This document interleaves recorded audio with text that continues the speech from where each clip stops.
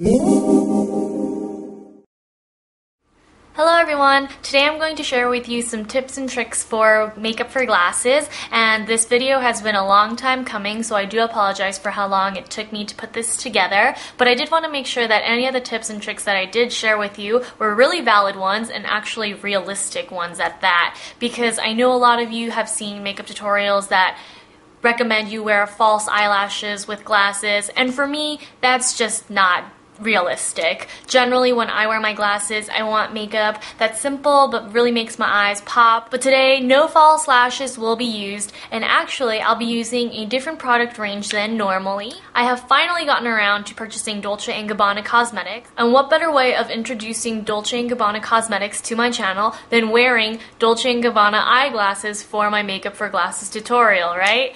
I'm really excited to share the makeup and the information about my glasses with you today because Dolce & Gabbana is a great brand and they've been doing so well these days, especially with Scarlett Johansson leading their makeup campaign. And I will be sharing with you tidbits of my thoughts of the Dolce & Gabbana makeup that I do use in the tutorial. I haven't used everything for too long. I just received the makeup a couple days ago. And I'll go ahead and post individual product reviews as soon as I get my thoughts together. And before we get started with the tutorial, I did want to mention that I am wearing my clear prescription contacts in the tutorial simply because if I don't wear contacts, I really can't see anything. Also, I'll be sharing all the information you may want to know about my glasses at the end of the video. So let's get started with the tutorial. So I just got back from school and I am wearing a little bit of foundation. I have tried for the first time today the Dolce & Gabbana Natural Glow 100 The Foundation, and this is their newest formulation. It's a cream. The packaging is really bulky and I wouldn't recommend this foundation for those of you who travel a lot. It's just simply too much weight to have to carry around constantly. And also the mechanism, which is a pot like this, and believe me, this is how it came. I didn't make it dirty like this. As soon as I opened the box, this is what I saw. This particular packaging, obviously, is not very travel friendly, nor is it quite the most sanitary method. I always prefer pump foundations, but at least this one comes with a spatula. And I didn't use this spatula today because I wanted to show you what it looks like brand new. I have lots of spatulas of my own, so I'm reserving this for now, but at least it does come with that. Otherwise, the color suits me really well. This is in, like I said, Natural Glow 100. And though I applied it with my fingertips this morning, as you guys know, I usually like to use my fingertips on my own face, but I think this foundation in particular would be best off if applied with a traditional foundation brush. Now I'm going to powder using Dolce & Gabbana's traditional powder foundation, and this is the first foundation that they released, and this is also in shade 100. And I'm not going to get too close to the eyes because I am going to apply a little bit of YSL's Touche Éclat. I really love this powder foundation, but it is a touch too light for me. The coverage is actually very impressive considering that it's not a very heavy powder and it lasts throughout the day. So if you do have oily skin, you may want to give this a try. As you can see, my face is becoming significantly lighter because of the powder. It does oxidize very slightly, meaning that once your skin's natural oils mix in with the powder, it does warm up the color a bit, but it doesn't do that until much later on in the day, 4 or 5 hours after I apply the powder. So don't expect it to respond like typical powder foundations and warm up within 30 minutes to an hour. For those of you curious, I am about NC35 in MAC right now, but because Warm 100 in the powder foundation is a little too light for me, I think I will order a shade or two up in the next month or so if I don't get any paler. Now for my highlighter, this is the YSL Touche Éclat, and I use shade number 8. I don't use any sort of concealer on a regular basis, but when I wear glasses, the shadows do tend to emphasize any dark circles or puffiness that you may have, so I do recommend you use a concealer or a highlighter of some sort. I'm using L'Amitié de Beauté's concealer brush, and I find that this is one of the best concealer brushes on the market. And I always go back and pat things down with a finger just to make sure all the product has been evenly blended in. And now I'm going to go back with the powder foundation and just pat some powder down on top of the highlighter to make sure it sets. And when I wear my glasses, I prefer a really matte finish, but right now I do look a little powdery, so I'm going to use my Fix Plus with Lavender by MAC. And this is just a spray that's going to warm up the foundation a little bit and remove the excess powder. Now I'm just going to tap that into my skin. And now it's time to fill in my brows, and brows are a big debate among glasses wearers because a lot of people tell you that if you wear glasses, you really have to define your brows. And while that's true, that doesn't mean you have to have really thick, dark, bushy eyebrows. It really depends on your glasses, and my glasses are bigger, so I do find that in general, the bigger your glasses, the thicker and more defined your brows can look. However, if you have smaller glasses, you really don't need to define your brows as much as would someone like me who wears much larger glasses. Unless you have naturally full, lush eyebrows, you don't have to go crazy with the over-defining. As usual, I'm going to use my Shiseido Natural Brow Pencil in Natural Black.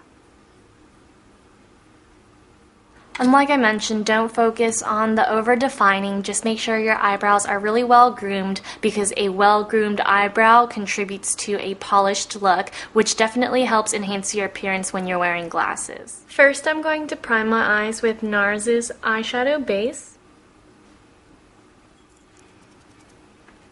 And make sure it is nice and evenly blended in. I'm going to start with a darker gold color in the Gold Eyeshadow Duo, and I'm going to place this all over the lid. This is a beautiful warm copper, and a lot of people say that it reminds them of MAC's Amber Lights, but MAC's Amber Lights on me tends to run a little bit more gold, whereas this runs a little bit more copper orange. Then I'm just going to gently blend that out with a finger. Now I'm going to use the True Gold in the Eyeshadow Duo, and I'm going to apply that all the way in the inner tear duct, bringing it slightly out and adding just a touch of it to the lower lash line. Now I'm going to line my upper lash line with Urban Decay's Perversion pencil. This is a limited edition black, but you can use whatever you have on hand. And now I'm going to rim my lower lash line with Urban Decay's Asphyxia. Today I'm going to be using MAC's Designer Purple Pearl Glide. I'm going to gently rim the upper lash line. I'm gently winging it out, but not very much. We just wanted to have a subtle effect. I was rushing and forgot to hit record, so I'll just go over what I did. I put Ransom by Urban Decay right along my lower lash line. Then I took the Blossom Duo, and using this fuchsia-based pink color here, I applied it on top of Ransom to the lower lash line. This color here is supposed to look a lot like MAC's Stars and Rockets, but I don't own MAC's Stars and Rockets currently, but from what I've seen of the swatches, this is a more subdued version of it. The base color seems rather similar, but MAC's Stars and Rockets has those obvious fuchsia glitters that this particular eyeshadow does not have. That's why I feel it's actually more appropriate for this look. Now I'm just going to curl my eyelashes.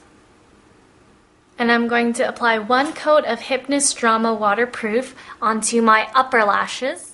Generally, I wear more mascara than this on my upper lashes, but my lashes are on the longer side, so when I wear any type of glasses, my lashes do tend to hit the lenses and it stains a little bit, even with waterproof mascara. So I tend to only wear one coat and concentrate most of the mascara at the roots of my lashes. And instead, most of the defining that I do with mascara happens on my lower lashes.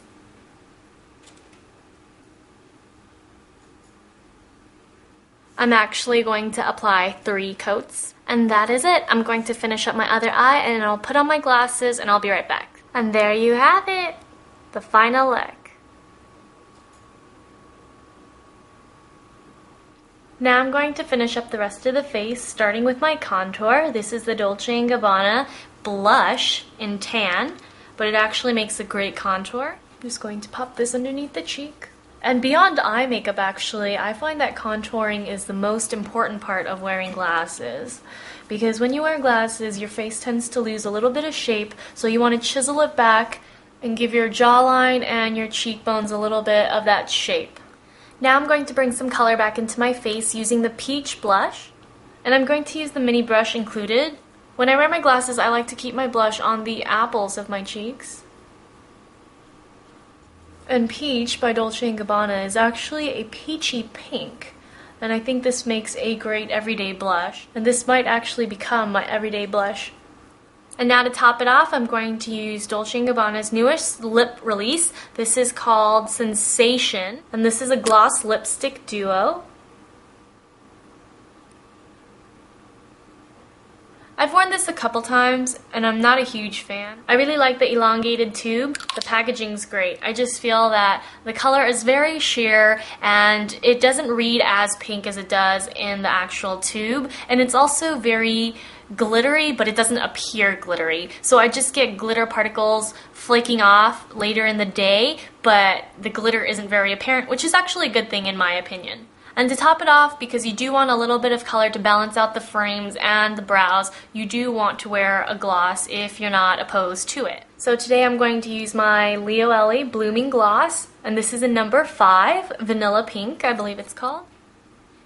And that's the completed look. Now, you don't have to do exactly what I did, and for a lot of you, that might have been too many steps, especially if you wear glasses every day and you don't want to wear this much makeup on a regular basis. It's really up to you. So I do have another suggestion. If you do have glasses like mine, they're tortoise, they're thicker, they're bigger. If I didn't have enough time for this entire look, what I would do is take my Urban Decay 24/7 liquid liner in Woodstock, and a lot of you have been asking me how I would wear this pink. Now generally when I wear my regular contacts, I wouldn't wear this, but behind a frame, if I was in a rush and I didn't have much time, I would just wear this in a thick cat eye liner and also line my lower lash line, put on a ton of mascara on my bottom lashes, and I would call it a day. I know color can be intimidating, but this pink is actually really subtle, as you can see. And it has a nice shimmer, so you don't have to wear a separate eyeshadow look to wear this liner. When you're in a rush, or if you just don't like wearing this much makeup, finding a multitasking product that works for you and that really suits your color preferences is the way to make wearing makeup with glasses work. And now for a little talk about my glasses, because a lot of you have been asking me where I got them. I ordered them from Coastal.com, and I'll link the actual frame down in the description box for any of you who do want to purchase it. They were discounted because Coastal.com does provide really competitive prices for designer frames. They also have non-designer frames if you're not interested in purchasing designer frames like these. But like I said, the whole purpose of me using Dolce & Gabbana makeup today was because it was highly requested by so many of you. But anyway, back to the frames again. I was intending on ordering a pair of Dior's, but the day I actually went to order them, they were sold out. So one lucky person got the last pair before I did. And they were smaller than these, just by a few millimeters, but they would have been on the larger side. I know this frame style is very trendy right now. It's a part of the hipster movement, if you want to call it that. But I do like larger frames, and generally